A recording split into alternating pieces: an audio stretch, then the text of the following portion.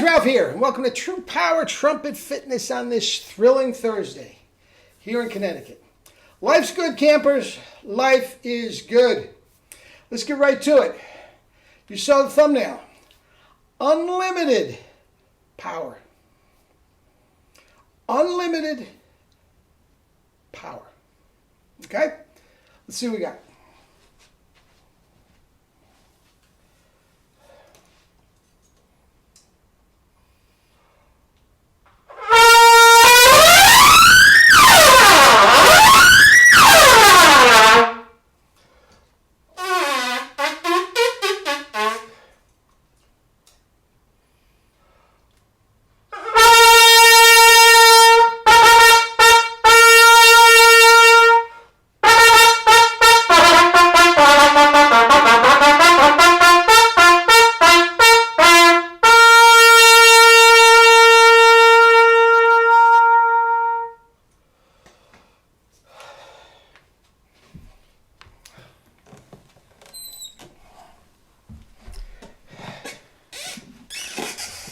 Anyway,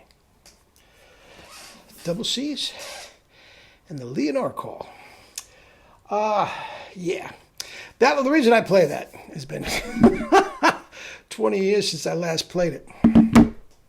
Maybe more than that. I demonstrate it for the kids every now and then. But that, Vacchiano would say, is the first thing on every single audition. They want to hear your power. That was the definition of power. Ringing clear and true to the back of the stage, back of the concert hall, no matter what it is. I guess it's a good... Here's the thing about power, guys. And Jerry and I talked about power, tone, power, range, and endurance ad nauseum. And I learned more about power sitting at the knee of the master, of Jerry, than any other teacher I've ever studied with. Mel Broyles, probably the strongest trumpet player I ever heard. His tone was absolutely legendary. Okay, his power. Gazzo was the other one. Commercial. Gazzo, supposedly, if the myth is true, on his brilliant trumpeter's prayer into these trumpets, supposedly they had to put him in the other room. He was so strong. I don't know if that's true or not, but it wouldn't surprise me. It wouldn't surprise me. Now, since that time, I will say this, and I'll get to it later. Since that time, the definition, because of the technology, the definition of power has completely changed. Any studio recording, you don't have to worry about power. You can play in a whisper, and they can make you sound like Gazzo and Mel Broyles combined. And trust me, lots of guys do just that. Okay? So we're sort of putting anything that is done in the studio, we put that off to the side. Okay? We're talking about live performance here. Now, one of the things that Jerry impressed upon me, and again, when we first started, it was let the air do the work and do the extra work so you can save and all this sort of stuff. And we were overblowing. There's no question about it. But here's the deal. If you are on a job with 4 other trumpet players that are overblowing, and you try to overblow them, you're screwed. You're not going to win.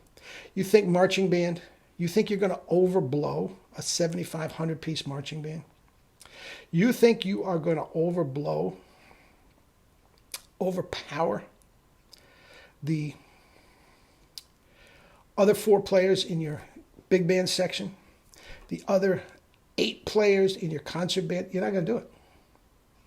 You're not going to do it. And the fact of the matter is, if they are playing Bach mouthpieces and it is distorted and spread and grinding and everything, that, first of all, it's disgusting to listen to.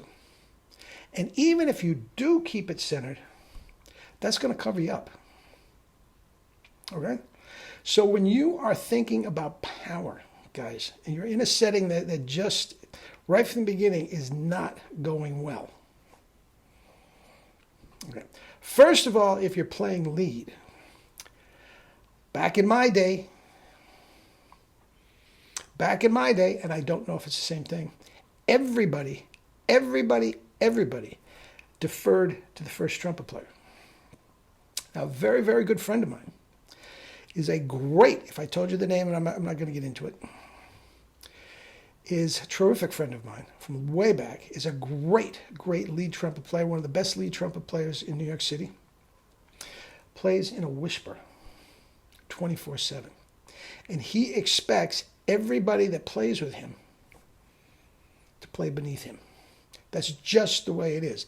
If I don't care what the music says, if he is playing that note short, the rest of the section plays that note short. If he's holding that note and he's a little flat, the rest of the band section is supposed to go a little flat. That's the way I came up. Okay? I don't know if it's the case. Again, when you get into studio, they can fix all of it just with a turn of the dial. But with that said, live performances, generally speaking, I don't care how hard you play, how loud you play, you're not going to overpower an entire big band. You're not going to overpower an entire concert band. Okay? So you might as well just forget about doing that. But what you can do, guys, and this is really the only chance you have, is to keep it centered, and it will project. The true power tone, the Jerome Kallett thing with philosophy with the 1SB, will project like you wouldn't believe. Without overblowing, without killing yourself. Everybody else is getting a headache, and you're just sitting there, and you're cutting right through them. That it does, especially if on this job or professional engagement, some sort of musical engagement, you have access to a microphone. Trust me, don't overblow ever in an effort to get power. Trust me, with a 1SB mouthpiece, you are going to cover just about every other trumpet player you come across easily, unless they are just blasting their brains out. Then all bets are off. Okay? And that is an absolutely